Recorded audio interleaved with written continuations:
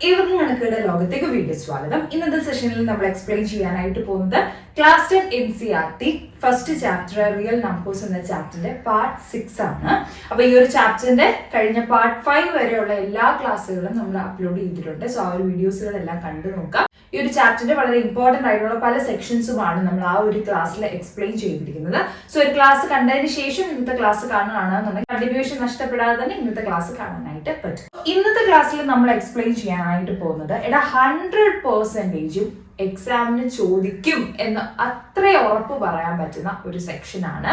അതായത് prove A specific irrational number is an irrational number. ഏതെങ്കിലും ഒരു സ്പെസിഫിക് ആയിട്ടുള്ള ഇറാഷണൽ നമ്പർ നിങ്ങൾക്ക് തന്നിട്ട് അതൊരു ഇറാഷണൽ നമ്പർ ആണ് എന്ന് പ്രൂവ് ചെയ്യാനായിട്ട് ചോദിക്കുന്ന തരത്തിലുള്ള ക്വസ്റ്റ്യൻസുകളാണ് നമ്മൾ എക്സ്പ്ലെയിൻ ചെയ്യാനായിട്ട് പോകുന്നത്. ഈ ഒരു ക്വസ്റ്റ്യൻ ചോദിക്കുക എന്നുള്ള കാര്യത്തിൽ 100% ഷുവർ ആണ്. അപ്പൊ ഉറപ്പായിട്ടും ഈ ഒരു ക്വസ്റ്റ്യൻ നിങ്ങൾ പഠിക്കാതെ എക്സാമിന് പോകരുത്.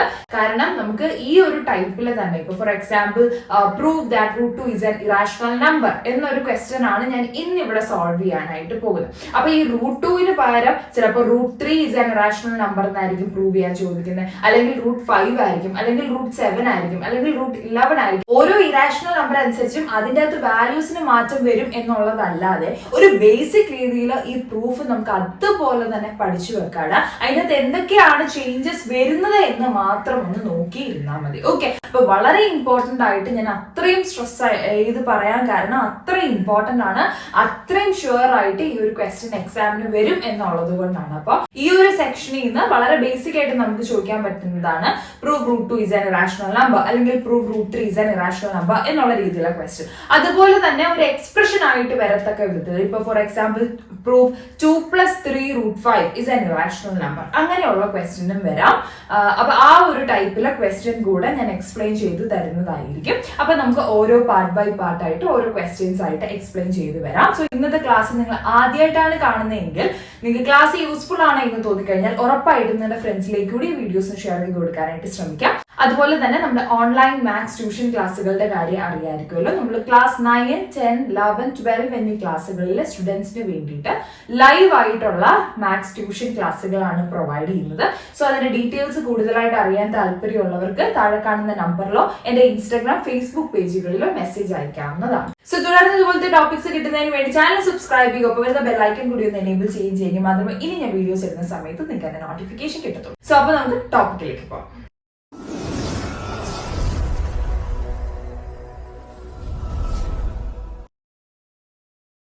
നമ്മൾ നേരിട്ട് ആ ക്വസ്റ്റ്യനിലേക്ക് പോകുന്നതിന് മുന്നേ തന്നെ നമുക്ക് അതിൻ്റെ അകത്ത് നമ്മൾ യൂസ് ചെയ്യുന്ന ഒരു തിയറം നമുക്ക് ആദ്യമേ പഠിക്കണം.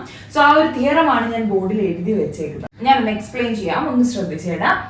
Theorem 1.3. Okay, let P be a prime number if P divides A square then P divides A. വളരെ ഇമ്പോർട്ടന്റ് ആയിട്ട് നമ്മൾ ഈ ഒരു ക്വസ്റ്റ്യൻ പ്രൂവ് ചെയ്യാൻ വേണ്ടിയിട്ട് തന്നെ നമ്മൾ യൂസ് ചെയ്യുന്ന വളരെ ഇമ്പോർട്ടന്റ് ആയിട്ടുള്ള ഒരു തിയറമാണിത്. അപ്പൊ എന്താണ് പറയുന്നത്? P എന്ന് പറയുന്ന ഒരു പ്രൈം നമ്പർ ഉണ്ടെന്നിരിക്കട്ടെ. ഓക്കെ, ആ പ്രൈം നമ്പർ ഏതോ ഒരു നമ്പറിന്റെ സ്ക്വയറിനെ ഡിവൈഡ് ചെയ്യുന്നുണ്ട് എന്ന് നമുക്ക് ഏതെങ്കിലും വിധേന കിട്ടി എന്ന് വിചാരിക്കാം. അങ്ങനെയാണെങ്കിൽ ആ ഒരു പ്രൈം നമ്പർ ഉറപ്പായിട്ടും എയിനെയും ഡിവൈഡ് ചെയ്യും. അതാണ് ഈ തിയറം പറയുന്നത്. അപ്പൊ എന്താണ്? പി എന്ന് പറയുന്ന ഒരു പ്രൈം നമ്പറാണ്. പി എന്ന് പറയുന്ന ആ ഒരു പ്രൈം നമ്പർ ഏതോ ഒരു നമ്പറിന്റെ സ്ക്വയറിനെ ഡിവൈഡ് ചെയ്യുന്നുണ്ട് എങ്കിൽ ഉറപ്പായിട്ടും ആ പി എന്ന് പറയുന്ന പ്രൈം നമ്പർ ആ നമ്പറിനെയും ഡിവൈഡ് ചെയ്യും. ഫോർ എക്സാമ്പിൾ ഞാൻ എക്സാമ്പിൾ ചെയ്തിട്ടുണ്ട്, നോക്കിയാ. ഇപ്പൊ നമുക്ക് അവർ പറയാണ് 3 divides 9 square. 3 എന്ന് പറയുന്ന ഒരു number is A prime number. ഇവിടെ പിക്ക് പകരം അവിടെ 3 എന്ന് വന്നേ ഉള്ളൂ. ഓക്കെ, അപ്പൊ ആ നമ്പർ 9 സ്ക്വയറിനെ ഡിവൈഡ് ചെയ്യുന്നുണ്ട് എന്ന് കിട്ടിക്കഴിഞ്ഞാൽ we can see that 3 divides 9. 3 9 സ്ക്വയറിനെ divide ചെയ്യുന്നുണ്ടെങ്കിൽ ഉറപ്പായിട്ടും 3 9നെയും ഡിവൈഡ് ചെയ്യും. ക്ലിയർ ആണോ? സിമിലർലി ഇഫ് ആ ഒരു പിക്ക് പകരം 5 എന്ന് പറയുന്ന ഒരു നമ്പർ ആയിക്കോട്ടെ, ആൻഡ് ഓൾസോ എ സ്ക്വയറിന് പകരം 15 സ്ക്വയർ എന്ന് വന്നിരിക്കട്ടെ. അപ്പൊ അങ്ങനെയാണെങ്കിൽ നോക്കിയിടാം, 5 divides 15 square. 5 എന്ന് പറയുന്ന ഒരു പ്രൈം നമ്പർ 15 സ്ക്വയറിനെ ഡിവൈഡ് ചെയ്യുന്നുണ്ട് എന്ന് പറഞ്ഞു കഴിഞ്ഞാൽ ഇറ്റ് വിൽ ഡിവൈഡ് 15. മനസ്സിലായോ? അപ്പൊ ആ 5 എന്ന് പറയുന്ന നമ്പർ 15നെയും ഡിവൈഡ് ചെയ്യും. സോ ഇതേ ഒരു കണ്ടീഷൻ നമ്മുടെ പ്രൂഫിലേക്കും വരുന്നുണ്ട്. ആ സമയത്ത് നമുക്ക് ആ ഒരു പ്രൂഫിൽ ഈ ഒരു തിയറം 1.3 ഉപയോഗിച്ചാണ് നമ്മൾ അതിൻ്റെ അകത്ത് ഓരോ കാര്യങ്ങൾ നമ്മൾ സബ്സ്റ്റിറ്റ്യൂട്ട് ചെയ്യാനായിട്ട് പോകുന്നത്. അപ്പൊ ആ ഒരു പ്രോബ്ലം ചെയ്യുന്ന സമയത്ത് ഞാനത് എവിടെയാണ് എങ്ങനെയാണ് എന്നൊക്കെ ഉള്ളത് എക്സ്പ്ലെയിൻ ചെയ്യാം. എനിവേ ഈ തിയറം നിങ്ങളൊന്ന് not ചെയ്തിടുക. Let P be a prime number if P divides A square then P divides A, including the examples നിങ്ങൾക്ക് എഴുതിയിടാം. അതാകുമ്പോൾ പിന്നീട് ഒരു ഡൗട്ട് വരുമ്പോൾ നോക്കാമല്ലോ. ഓക്കെ, അപ്പൊ നമുക്ക് നമ്മുടെ പ്രോബ്ലത്തിലേക്ക് പോകാം. സോ ഇതാണ് നമ്മൾ എക്സ്പ്ലെയിൻ ചെയ്യാൻ പോകുന്ന question. Prove that √2 is an irrational number. √2 ഒരു ഇറാഷണൽ നമ്പർ ആണ്, നമുക്ക് അറിയുന്ന കാര്യം തന്നെയാണ്. അപ്പൊ അത് നമുക്ക് പ്രൂവ് ചെയ്യാനായിട്ടാണ് പോകുന്നത്. അപ്പൊ ഇനി മോസ്റ്റ്ലി നമ്മൾ ഇനി ഹയർ സ്റ്റഡീസിലേക്കൊക്കെ പോകുന്ന സമയത്ത് മാത്സിൽ ഇതേപോലത്തെ പ്രൂഫുകളായിരിക്കും വരുന്നത്. ഇവിടെ നമ്മളായിട്ട് തന്നെ ഒരു കാര്യം അസ്യൂം ചെയ്യും, എന്നിട്ട് നമ്മൾ കുറെ കാര്യങ്ങൾ അതുമായിട്ട് റിലേറ്റ് ചെയ്തിട്ടൊക്കെ ഉള്ളത് എഴുതി കഴിയുമ്പോൾ നമുക്ക് അവസാനം അതിന്റെ ഒരു കൺക്ലൂഷൻ കിട്ടൂടാ. ഓക്കെ, നമ്മുടെ അസംഷനിൽ എന്തോ ഒരു തെറ്റുണ്ട്, അപ്പൊ അതുകൊണ്ട് നമ്മുടെ അസംഷൻ റോങ് ആണ്, അപ്പൊ നമ്മുടെ അസംഷൻ ഒരു കോൺട്രഡിക്ഷൻ ആണ് സംഭവിച്ചിരിക്കുന്നത്. സോ നമ്മുടെ അസംഷൻ തെറ്റായതുകൊണ്ട് തന്നെ അതല്ലാത്തതാണ് കറക്റ്റ് ആയിട്ടുള്ളത് എന്ന് നമ്മൾ പ്രൂവ് ചെയ്യും. ആ ഒരു രീതിയാണ് ഇവിടെയും നമ്മൾ എടുക്കുന്നത്. അതായത് ഫസ്റ്റ് ഓഫ് ഓൾ നമ്മൾ √2 എന്ന് പറയുന്ന ഇറാഷണൽ നമ്പർ ആണെന്നാണ് നമുക്ക് പ്രൂവ് ചെയ്യേണ്ടത്. പക്ഷെ ഫസ്റ്റ് ഓഫ് ഓൾ നമ്മളായിട്ട് തന്നെ അസ്യൂം ചെയ്യണം √2 ഒരു റാഷണൽ നമ്പർ ആണ്. മനസ്സിലായോ? അപ്പൊ ആ ഒരു സ്റ്റെപ്പിലാണ് ഓരോരോ സ്റ്റെപ്പായിട്ട് നമുക്ക് പഠിച്ചു പോകാം. അന്നേരം ഓരോ പോർഷനായിട്ട് മനസ്സിലാക്കി പോകുമ്പോൾ ഫുൾ പ്രൂഫ് നമുക്ക് മനസ്സിലാവും. അല്ലാതെ കാണാതെ പഠിക്കാം എന്നുള്ളൊരു ചിന്താഗതിയും കൊണ്ടിരിക്കുന്നവർ പ്ലീസ് അത് പഠിക്കരുത്. വളരെ എളുപ്പം തന്നെ നമുക്ക് മനസ്സിലാക്കി എടുക്കാൻ പറ്റുന്നതാണ്. പാർട്ട് ബൈ പാർട്ടായിട്ട് 3 പ്രാവശ്യമായിട്ട് നമുക്ക് അതിനെ കട്ട് ചെയ്യാം. ആ 3 പാർട്ടുകൾ ഓരോന്ന് മനസ്സിലാക്കി കഴിഞ്ഞാൽ നമുക്ക് ആ ഒരു ഫുൾ പ്രൂഫ് കറക്റ്റ് ആയിട്ട് എഴുതാൻ പറ്റും. ക്ലിയർ ആണോ? അപ്പൊ ആ രീതിയിലാണ് നമുക്ക് സോൾവ് ചെയ്യാനായിട്ട് പറ്റുന്നത്. അപ്പൊ ഫസ്റ്റ് സെക്ഷൻ എന്ന് പറയുന്നത് ഞാൻ പറഞ്ഞു നമ്മൾ അസ്യൂം ചെയ്യാണ് √2 ഒരു റാഷണൽ നമ്പർ ആണെന്നാണ് നമുക്ക് പ്രൂവ് ചെയ്യേണ്ടത്. പക്ഷെ അതിന് പകരം നമ്മൾ പറയാണ് √2 ഒരു റാഷണൽ നമ്പർ അല്ല, പകരം ഒരു റാഷണൽ നമ്പർ ആണെന്ന് ഞാൻ അസ്യൂം ചെയ്യാണ് എന്ന് പറയാണ്. അപ്പൊ അതൊരു റാഷണൽ നമ്പർ ആണെങ്കിൽ അതിന്റെ പ്രത്യേകത എന്താ? We know that A rational number is A number which can be represented in the form p/q where p and q are integers and q is not equal to 0. അല്ലെ? Rational number ആകണമെങ്കിൽ ആ നമ്പറിനെ p/q ഫോമിൽ എഴുതാൻ പറ്റണം, where പിയും ക്യൂവും integers ആണ് and also Q എന്ന് പറയുന്നത് നോട്ട് ഈക്വൽ ടു 0 ആണ്. അപ്പൊ അത് നമുക്ക് എഴുതാവുന്നേ ഉള്ളൂ. അപ്പൊ ഫസ്റ്റ് റാഷണൽ ആണെന്ന് പ്രൂവ് ചെയ്യണം, നമ്മൾ റാഷണൽ ആണെന്ന് അസ്യൂം ചെയ്തു, അതിന്റെ കണ്ടീഷൻ നമ്മൾ എഴുതാണ്. ഓക്കെ, അപ്പൊ അതിനുശേഷം നമുക്ക് ഇനി ഫർദർ ആയിട്ട് ചെയ്യണമെങ്കിൽ ഈ p/q എന്ന് പറഞ്ഞ് നമ്മൾ റെപ്രസെന്റ് ചെയ്ത് കുറച്ചുകൂടെ ഒന്ന് ഷോർട്ടൺ ചെയ്യണം, അല്ലെങ്കിൽ ഒന്ന് സിംപ്ലിഫൈ ചെയ്യണം. അപ്പൊ ഈ സിംപ്ലിഫൈ ചെയ്യാൻ വേണ്ടിയിട്ട് നമുക്കറിയാം 2 നമ്പേഴ്സുകളിൽ നിന്ന് കോമൺ ആയിട്ടുള്ള എന്താണോ അതിനെ നമുക്ക് കട്ട് ചെയ്ത് കളയുക എന്നുള്ളതാണ് അല്ലെ സിംപ്ലിഫൈ ചെയ്യുമ്പോൾ. അപ്പൊ ഈ കോമൺ ആയിട്ടുള്ള 2 നമ്പേഴ്സുകളിൽ കോമൺ ആയിട്ടുള്ളതിനെ നമ്മൾ എന്തെന്നാണ് പഠിച്ചത്? It is HCF, highest common factor അല്ലെ. ആ ഒരു ഹയസ്റ്റ് കോമൺ ഫാക്ടർ നമ്മൾ കട്ട് ചെയ്തതിന് ശേഷം നമ്മൾ അതിനെ എന്തിലേക്ക് മാറ്റുന്നു? A/B എന്ന് പറയുന്ന ഒരു ഫോമിലേക്ക് മാറ്റുന്നു. such that A and B are co-primes. അവിടെയും നമ്മൾ പറഞ്ഞു എന്താണ് കോപ്രൈം എന്ന് നമ്മൾ ഓൾറെഡി എക്സ്പ്ലെയിൻ ചെയ്തിട്ടുണ്ട് ഫസ്റ്റ് ക്ലാസ്സിൽ. Coprime are the 2 numbers which doesn't has a common factor other than 1 അല്ലെ. 1 അല്ലാതെ വേറെ ഒരു കോമൺ ഫാക്ടർ ഇല്ലാത്ത 2 നമ്പേഴ്സുകളെയാണ് കോപ്രൈംസ് എന്ന് പറയുന്നത്. മനസ്സിലായോ? അപ്പൊ അത്രയും നമുക്കൊന്ന് എത്തിക്കാം. അത് കഴിഞ്ഞിട്ട് ഞാൻ എഴുതി കഴിഞ്ഞാലേ നിങ്ങൾക്ക് അത് മനസ്സിലാകത്തുള്ളൂ. അപ്പം ഇവിടെ എക്സ്പ്ലെയിൻ ചെയ്യേണ്ട ആദ്യത്തെ കാര്യം we are assuming that the √2 is an rational number and അതിന്റെ കണ്ടീഷൻ കൊടുക്കുകയാണ്. അതിനുശേഷം നമ്മൾ അതിനെ സിംപ്ലിഫൈ ചെയ്യാൻ വേണ്ടിയിട്ട് നമ്മൾ അതിന്റെ HCF വെച്ച് റെഡ്യൂസ് ചെയ്ത് we are changing the √2 in the form of A/B where A and B are co-primes. Okay, അപ്പൊ അത്രയും മനസ്സിലായെന്ന് വിശ്വസിക്കുന്നു. ഞാൻ ഇതൊന്ന് എഴുതാം, എന്നിട്ട് നമുക്ക് ഓരോ സ്റ്റെപ്പായിട്ട് ഒന്നുകൂടെ ഒന്ന് എക്സ്പ്ലെയിൻ ചെയ്യാം. ഓക്കെ, ഞാൻ ആദ്യമേ തന്നെ ഇതിനെ 2 ആയിട്ട് ഡിവൈഡ് ചെയ്തിട്ടുണ്ട്, കാരണം പ്രൂഫ് കുറച്ചുണ്ട്. അപ്പൊ ഒറ്റ സ്ട്രെച്ചിൽ തന്നെ എഴുതി തീർക്കാൻ വേണ്ടിയിട്ടാണ് ആദ്യമേ ലൈൻ വരച്ച് ഡിവൈഡ് ചെയ്തത് കേട്ടോ. ഓക്കെ, അപ്പൊ നമുക്ക് പ്രൂഫിലേക്ക് വരാം. അപ്പൊ പ്രൂഫിലേക്ക് വരുന്ന സമയത്ത് നോക്കിയിടാം പ്രൂഫ്. ഞാൻ പറഞ്ഞു ആദ്യം നമ്മൾ എന്താണ് ചെയ്യുന്നത്? √2 ഒരു റാഷണൽ നമ്പർ എന്ന് അസ്യൂം ചെയ്യാണ്. So we can write it as assume √2 is a rational number.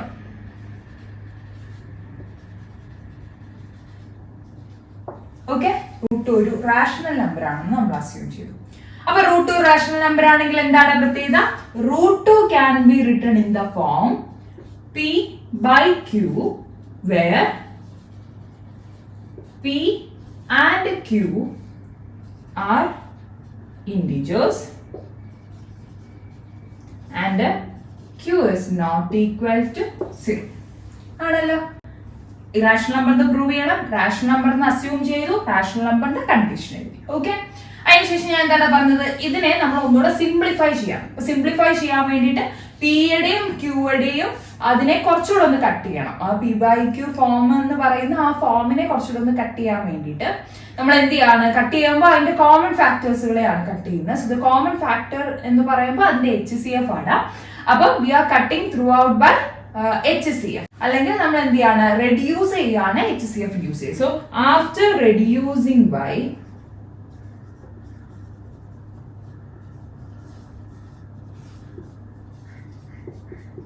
HCF, ഇതെങ്ങനെ ചേഞ്ച് ആവുന്നത്, അടുത്ത സ്റ്റെപ്പില് √2 can be written as A by B where A and B are എന്താണ്, കോപ്രൈംസ്.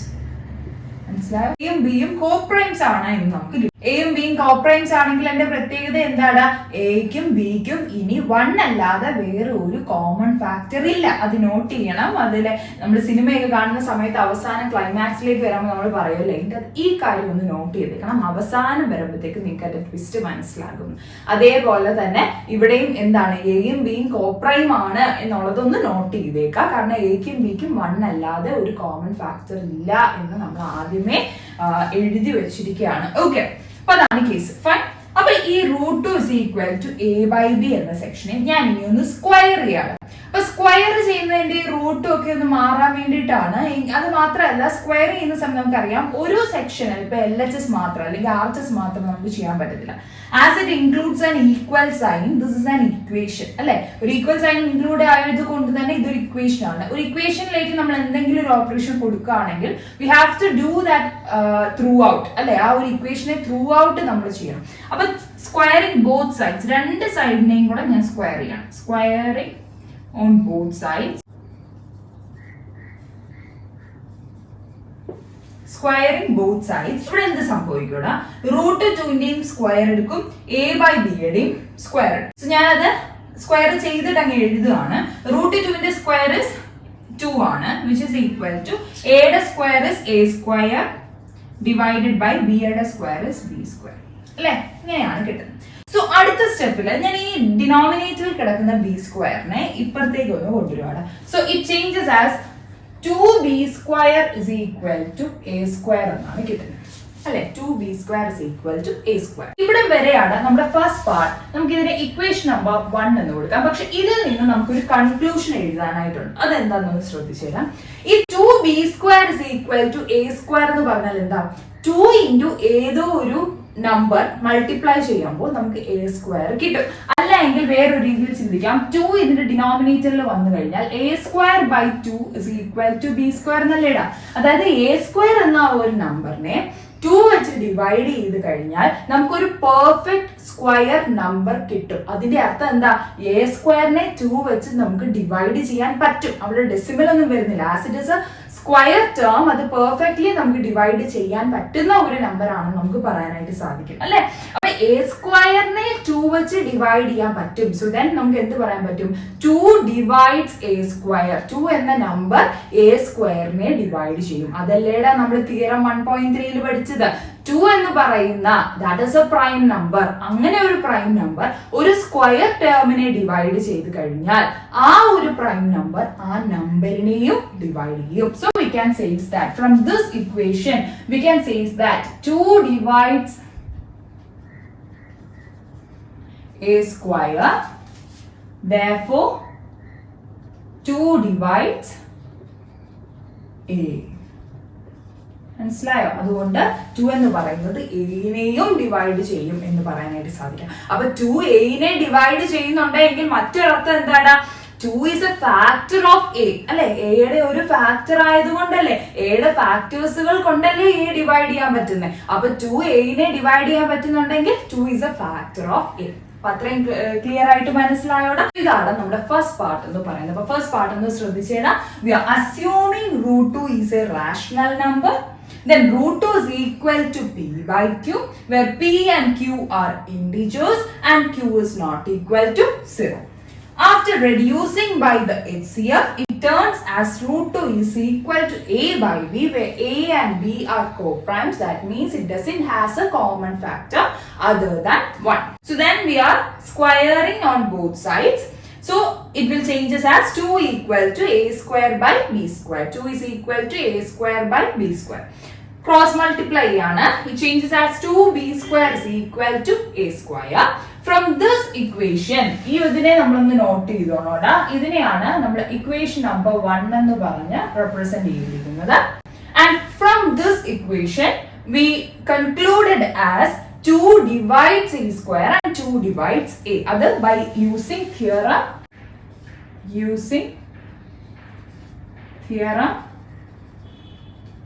1.3.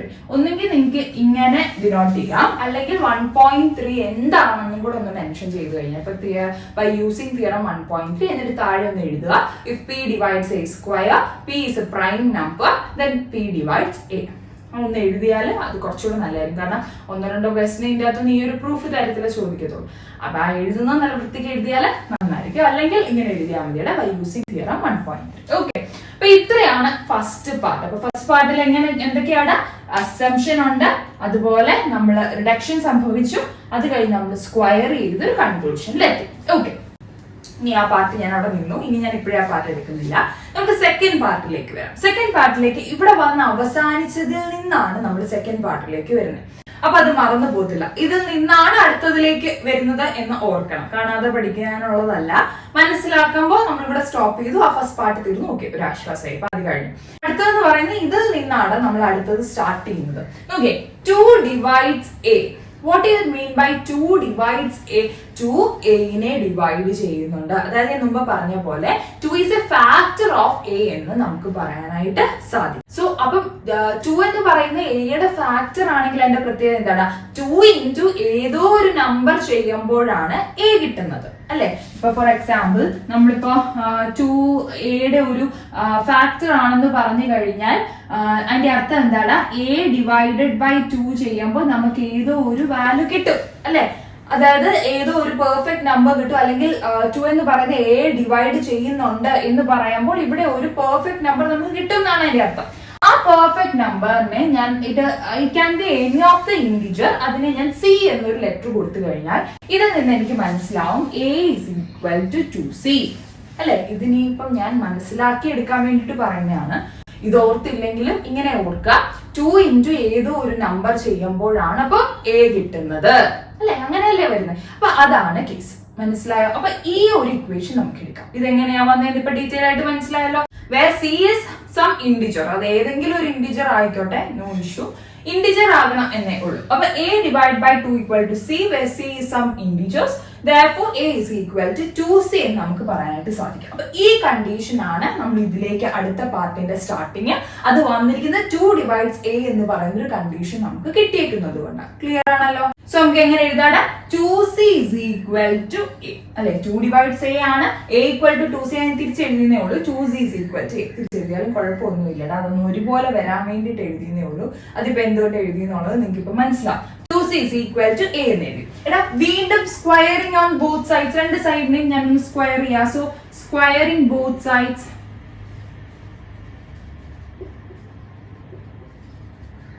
so squaring both sides we will get എന്ത് കിട്ടൂടാ? 2c യുടെ square. അപ്പൊ 2 ന്റെ square is 4, c യുടെ square is c square, which is equal to a square.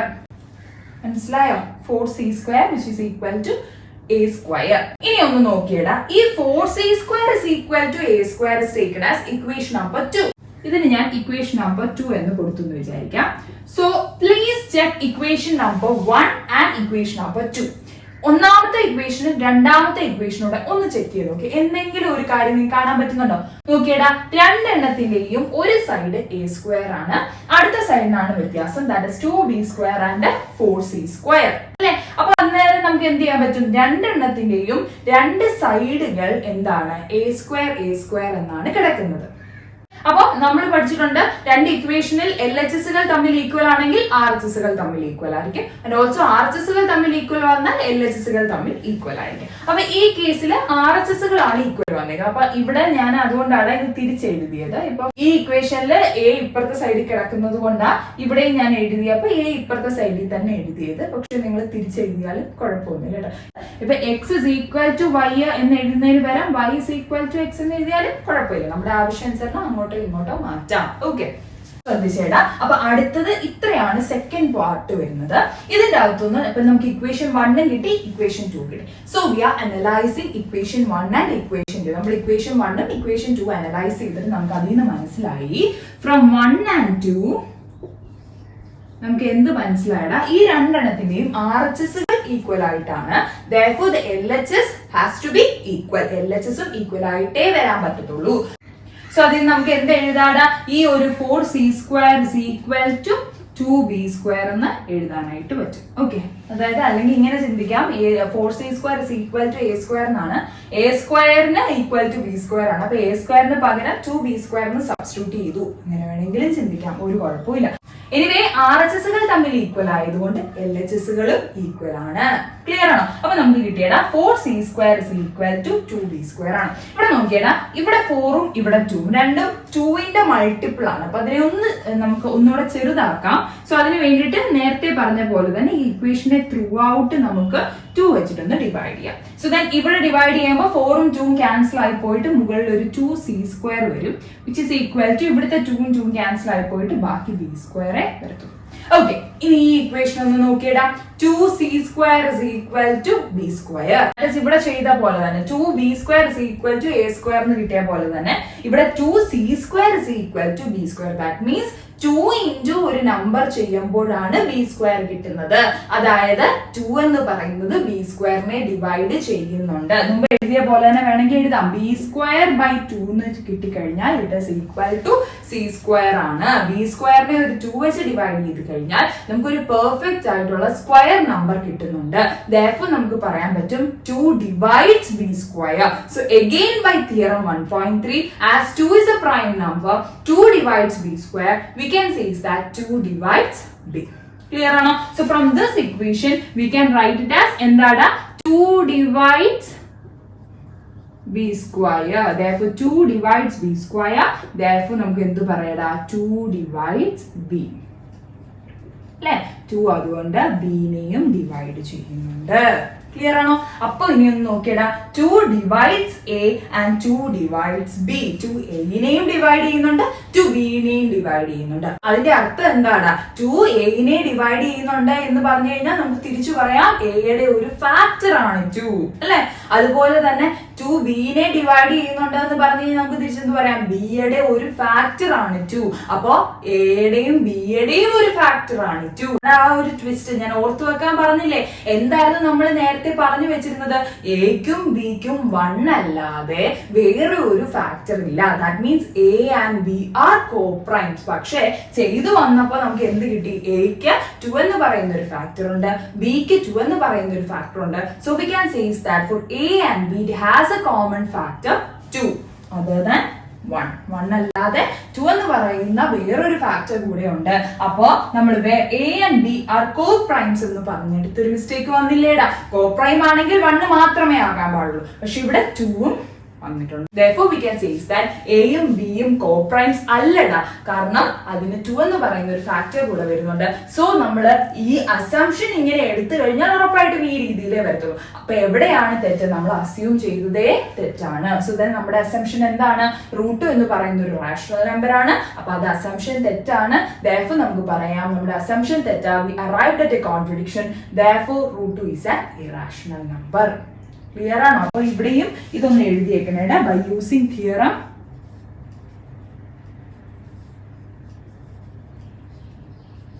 1.3 ആണ്. ഇതിന്റെ ഒരു core section ഇത്രയാണ്. ഇതിൽ നിന്ന് ആ മറ്റേ കൺക്ലൂഷനിൽ നിന്ന് ജസ്റ്റ് സ്റ്റേറ്റ്മെന്റ് നമ്മൾ പറഞ്ഞു നിർത്തുക. പക്ഷെ ഇതിന്റെ കോർ എന്ന് പറയുന്നത് ഇത്രയാണ്. അപ്പൊ ഇതാണ് മനസ്സിലാക്കേണ്ടത്. ഞാൻ ഒന്നുകൂടെ ഒന്ന് എക്സ്പ്ലെയിൻ ചെയ്യാം. വളരെ കാമായിട്ടിരുന്ന് ശ്രദ്ധിച്ചു. ഫസ്റ്റ് ഓഫ് ഓൾ നമുക്ക് √2 എന്ന് പറയുന്നത് ഒരു ഇറാഷണൽ നമ്പർ ആണെന്നാണ് അസ്യൂം ചെയ്യേണ്ടത്. അപ്പൊ നമ്മൾ അസ്യൂം ചെയ്ത് √2 ഒരു ഇറാഷണൽ നമ്പർ അല്ല, പകരം ഒരു റാഷണൽ നമ്പർ ആണ്. റാഷണൽ നമ്പർ ആണെങ്കിൽ it can be written in the form p/q where p and q are integers and q is not equal to 0. After reducing it by HCF, അതായത് അതിന്റെ common എന്ന് പറയുന്നത് HCF ആണ്. So HCF വെച്ച് cut ചെയ്തപ്പോൾ it changes as √2 is equal to a/b where a and b are co-primes. Okay, ഇനി എന്ത് ചെയ്യാണ്? സ്ക്വയറിംഗ് ബോത്ത് സൈഡ്സ്, രണ്ട് സൈഡ്സിനെയും നമ്മൾ സ്ക്വയർ ചെയ്യാണ്. സ്ക്വയർ ചെയ്ത സമയത്ത് എന്ത് മാറി? 2 equal to a²/b². That is 2b² is equal to a² എന്ന് ക്രോസ് മൾട്ടിപ്ലൈ ചെയ്തപ്പോൾ നമുക്കൊരു ഇക്വേഷൻ കിട്ടിയില്ല. That is equation number 1. And from theorem 1.3 ഞാൻ ഓൾറെഡി അവിടെ നല്ല രീതിയിൽ എക്സ്പ്ലെയിൻ ചെയ്തുകൊണ്ട് തന്നെ വീണ്ടും ഞാൻ ഇവിടെ അത്രയും എക്സ്പ്ലെയിൻ ചെയ്യുന്നില്ല. നിങ്ങൾക്കറിയാം 2 എന്ന് പറയുന്ന a² ഡിവൈഡ് ചെയ്യും എന്നതാണ് ഇതിന്റെ അർത്ഥം. അപ്പോൾ നമുക്ക് അതിൽ നിന്ന് പറയാം 2 എന്ന് പറയുന്ന a-നെയും ഡിവൈഡ് ചെയ്യും എന്ന്. ഓക്കെ, അപ്പൊ അതാണ് ഫസ്റ്റ് പാർട്ട് എന്ന് പറയുന്നത്. ആ ഒരു ഫസ്റ്റ് പാർട്ടിന്റെ അകത്ത് അസംഷൻ, റിഡക്ഷൻ ആൻഡ് ഓൾസോ ഈ ഒരു കൺക്ലൂഷൻ ആണ് വരുന്നത്. അത് അത്രയും കഴിഞ്ഞു. ഇനി സെക്കൻഡ് പാർട്ടിലേക്ക് വരുമ്പോൾ എന്താണ് ചെയ്യുന്നത്? ഇവിടെ നിന്ന് നമ്മൾ ആ ഒരു കൺക്ലൂഷനിൽ നിന്ന് പുതിയൊരു കണ്ടീഷൻ എടുക്കുകയാണ്. 2a-നെ ഡിവൈഡ് ചെയ്യുന്നുണ്ടെങ്കിൽ 2 into ഏതോ ഒരു നമ്പർ ചെയ്യുമ്പോഴാണ് a കിട്ടുന്നത്. ആ ഏതോ ഒരു നമ്പർ നമ്മൾ c ആയിട്ടാണ് അസ്യൂം ചെയ്തേക്കുന്നത്. വേണമെങ്കിൽ എഴുതിക്കോ, where c is some integers. ഏത് ഇന്റിജർ വേണേലും കൊടുക്കാം. ഓരോ കേസിലും നമ്മൾ c എന്ന് പറയുന്നത് c ആണ് നോർമലി കൊടുക്കുന്നത്. ഓരോ വാല്യൂസുകളായിട്ട് കൺസിഡർ ചെയ്യാം. ഇവിടെ c എന്ന് പറയുന്നത് ഏതോ ഒരു ഇന്റിജർ ആയിട്ട് എടുക്കാം. അത് അവിടെ എഴുതി ചേർത്ത് കേട്ടോ. സോ ആ ഒരു കണ്ടീഷനെ വീണ്ടും നമ്മൾ സ്ക്വയർ ചെയ്യാണ് ചെയ്യുന്നത്. സോ ഇവിടെ ഈ ഒരു കൺക്ലൂഷനിൽ നിന്നൊരു ഇക്വേഷൻ കിട്ടി. ആ ഇക്വേഷനെ സ്ക്വയർ ചെയ്യും. So then we are giving the name as equation number 2. അതിന് ഇക്വേഷൻ നമ്പർ 2 എന്ന് പേര് കൊടുത്തു. ഇവിടെ നോക്കിക്കേടാ, ഇക്വേഷൻ നമ്പർ 1 ഉം 2 ഉം കൂടെ നോക്കിയപ്പോ we analysed it as the RHS are same. രണ്ട് കേസിലും RHSകൾ സെയിം ആണ്. So LHS has to be same. LHSകളും സെയിം ആയിട്ടേ വരാൻ പാടുള്ളൂ. So that 2b² is equal to 4c². ഞാൻ തിരിച്ച് 4c² is equal to 2b² എന്ന് എഴുതി. അല്ല എങ്കിൽ ചിന്തിക്കാം a² equal to 2b². അപ്പൊ അത് അവിടെ സബ്സ്റ്റിറ്റ്യൂട്ട് ചെയ്തു എന്ന് വേണമെങ്കിലും ചിന്തിക്കാം. ഓക്കെ, അപ്പൊ അത് ഇട്ട് കൊടുക്കുകയാണ്. So then therefore dividing by 2 it changes as 2c². ഇതിനെ എന്താണ് ഡിവൈഡ് ബൈ 2 ചെയ്ത് ഈ ഒരു ഇക്വേഷൻ രണ്ടും 2ന്റെ മൾട്ടിപ്പിൾ ആണ്. അപ്പൊ ആ ഇക്വേഷൻ കുറച്ചുകൂടി ഒന്ന് സിംപ്ലിഫൈ ചെയ്യാൻ വേണ്ടിയിട്ടാണ് കേട്ടോ. അപ്പൊ ഇക്വേഷൻ ഒന്നുകൂടെ സിംപ്ലിഫൈ ചെയ്തപ്പോൾ നമുക്ക് ചേഞ്ച് ആയി 2c² is equal to b². Again നമുക്ക് മുമ്പ് കിട്ടിയതുപോലെ തന്നെ അവിടെ ഒരു കൺക്ലൂഷൻ എടുക്കാം. 2 എന്ന് പറയുന്ന b²നെ ഡിവൈഡ് ചെയ്യുന്നു. അതുകൊണ്ട് തന്നെ by theorem 1.3 we can say that 2 divides b. അപ്പൊ നമ്മുടെ രണ്ട് പാർട്ടും തീർന്നു. ഇനി കൺക്ലൂഷൻ ആണ്. ഞാൻ പറഞ്ഞല്ലോ ഇവിടെ എയുടെയും ബിയുടെയും ഒരു ഫാക്ടർ ആണ് 2 എന്നാണ് നമ്മളിപ്പോ പ്രൂവ് ചെയ്ത് വെച്ചിരിക്കുന്നത്. പക്ഷേ ഇറ്റ് ഡസന്റ് ഹാപ്പൻ. കാരണം എന്താണ്? പ്രാക്ടിക്കലി നടക്കാത്ത എന്തുകൊണ്ടാണ്? എയും ബിയും കോപ്രൈം ആണെന്നാണ് നമ്മൾ എഴുതി വെച്ചിരിക്കുന്നത്. കോപ്രൈം ആണെങ്കിൽ 1 എന്നുള്ളൊരു ഫാക്ടർ മാത്രമേ വരാൻ പാടുള്ളൂ, 2 വരാൻ പാടില്ല.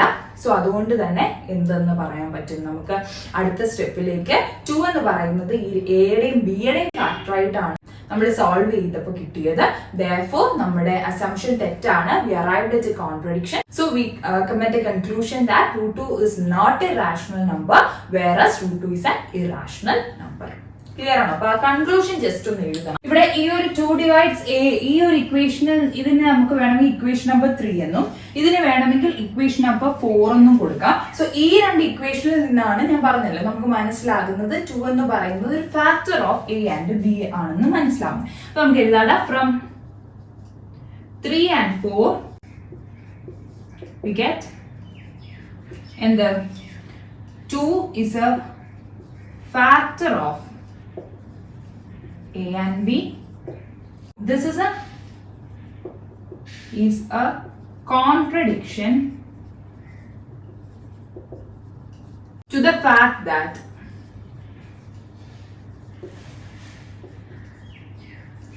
a and b are co-primes. Therefore our assumption is wrong.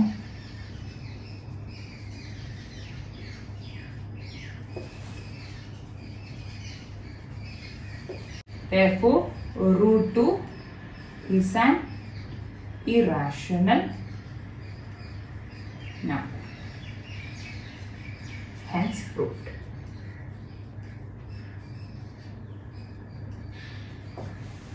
ഇതിന് 3ഉം 4ഉം പേര് കൊടുത്തില്ലെങ്കിലും കുഴപ്പമില്ല, പക്ഷെ അതൊന്നുകൂടെ മനസ്സിലാക്കാൻ വേണ്ടിയിട്ട് ഞാൻ പറഞ്ഞതാണ്. ആ ഒരു 3ഉം 4ഉം നിന്ന് നമുക്ക് മനസ്സിലാവും 2 is a factor of A and B. Factor ആയത് കൊണ്ട് തന്നെ നമുക്ക് എന്തു പറയാനായിട്ട് പറ്റൂടാ, ഇവിടെ കോപ്രൈം ആണ് നമ്മൾ അസ്യൂം ചെയ്തുകൊണ്ട് അത് വരാൻ സാധ്യത ഉള്ള ഒരു കണ്ടീഷൻ അല്ല. അപ്പൊ അങ്ങനെ പക്ഷെ വന്നുപോയി. അപ്പൊ അതുകൊണ്ട് നമുക്ക് എന്ത് പറയാം, therefore our assumption is wrong. therefore നമ്മൾ അത് അസ്യൂം ചെയ്ത് വെച്ചിരുന്നത് തെറ്റാണ്. therefore our assumption is wrong. അപ്പൊ അതെന്താന്ന് പറയാം, therefore √2 ഒരു റാഷണൽ നമ്പർ അല്ല, പകരം √2 is an irrational number and hence proved. നമ്മൾ വേണമെങ്കിൽ വായിക്കാം. From 3 and 4 we get 2 is a factor of A and B. This is a contradiction, CONTRADICTION, contradiction to the fact that A and B are co-primes. Therefore, our assumption ASSUMPTION is wrong. Therefore, √2 is an irrational number. Hence, so ഈ രീതിയിലാണ് √2 എന്ന് പറയുന്നത് ഒരു irrational number ആണെന്ന് നമുക്ക് prove ചെയ്യാൻ പറ്റുന്നത്. എടാ ഈ ഒരു പ്രൂഫ് ഞാൻ പറഞ്ഞു 100% ഷുവർ ആണ്, ഏതെങ്കിലും ഒരു ക്വസ്റ്റിനെ വെച്ചുകൊണ്ട് ചോദിക്കും. അപ്പൊ ഇതിന് പകരം നിങ്ങൾക്ക് √3 എന്ന് ചോദിക്കാം, √5 എന്ന് ചോദിക്കാം, √7, √11, √30 ഏത് വേണമെങ്കിലും ചോദിക്കാം. അപ്പൊ ഇതിന്റെ അകത്ത് കുറച്ച് മാറ്റങ്ങൾ വരുത്തി കഴിഞ്ഞാൽ ഏതാണോ ചോദിക്കുന്നത് അതനുസരിച്ച് ഇതിന്റെ അകത്ത് മാറ്റങ്ങൾ വരുന്നത്. അപ്പൊ ഇതിന്റെ അകത്ത് എന്ത് മാറ്റം വരുത്തിയാലാണ് അടുത്ത ഒരു നമ്പറിന്റെ പ്രൂഫാണ് ചോദിക്കുന്നതെങ്കിൽ നമുക്ക് അതിന്റെ പ്രൂഫ് എഴുതാൻ സാധിക്കുന്നത് എന്ന് നമുക്കൊന്ന് നോക്കാം. അതിന് വേണ്ടിയിട്ട് നമുക്ക് √3യുടെ പ്രൂഫ് ഒന്ന് ഇതിലൊന്ന് ചേഞ്ചസ് വരുത്തി ഞാൻ കാണിച്ചു തരാം. അപ്പൊ നിങ്ങൾക്ക് അതിന്റെ അകത്ത് എന്തൊക്കെ മാറ്റങ്ങളാണ് വരുത്തേണ്ടതെന്നുള്ളത് മനസ്സിലാകും. ഓക്കെ,